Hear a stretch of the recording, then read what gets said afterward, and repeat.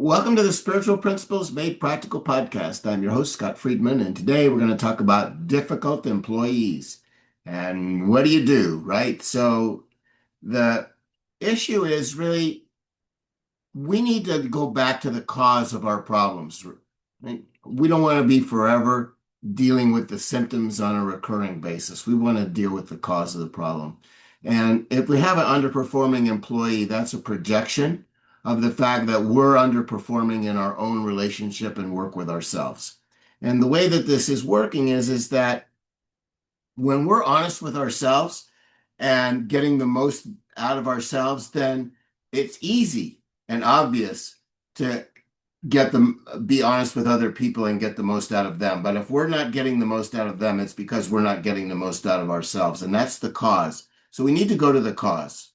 And the cause is that most of the time with employees is that uh, there's a reluctance to have conflict, right? And there's a reluctance to deal with issues. And so we need to, look at, so many times as employers, we say, oh, well, if I don't want to lose this person, and I maybe I need to put up with it, but I can't put up with it, and there's this kind of internal war that goes on, and that's the same internal war. That's a projection of the internal war that's going on within us of like, these are my ideals, but I'm not sure I'm totally committed to them, and I don't know if I should try to play it safe or if this is a risk worth taking or what I should do.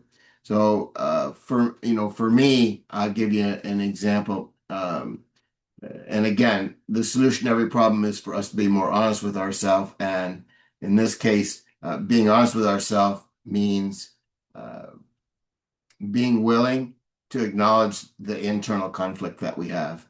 And so for me, because I believe example is the most powerful form of leadership, the internal conflict that I have right now is that, there's still part of me that wants to go along and do things the way everyone else is doing them, and or at least the way I believe other people are doing things that is working. And that's never worked for me.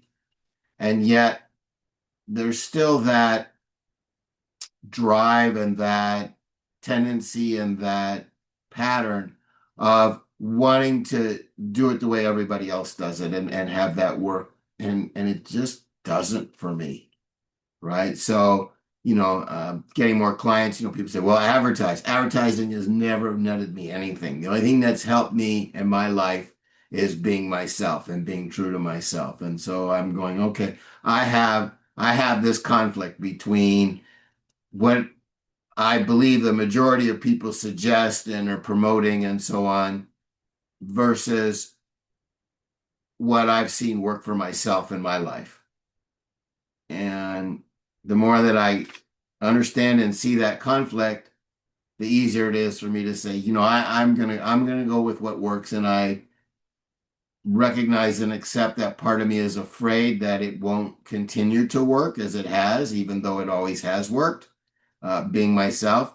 But I'm going to do it because it's my best chance, and go back to that. So if I'm having trouble with somebody else, I go back and I say, where am I having trouble with myself?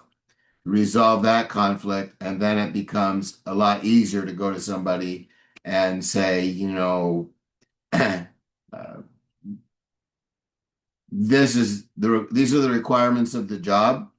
This is what needs to be done. These are the shortfalls. We need to work together to clean up the shortfalls. If we can't clean up the shortfalls, then potentially I may have to find somebody that will do the job that needs doing. But that's not my first preference. My first preference is to work with you and to shore things up in this area that performance is not satisfactory. And so we can all go on and be more successful. And if there's a resolution of internal conflict within us, then it's easy to speak clearly, effectively with other people. And but if we're not willing to demonstrate an external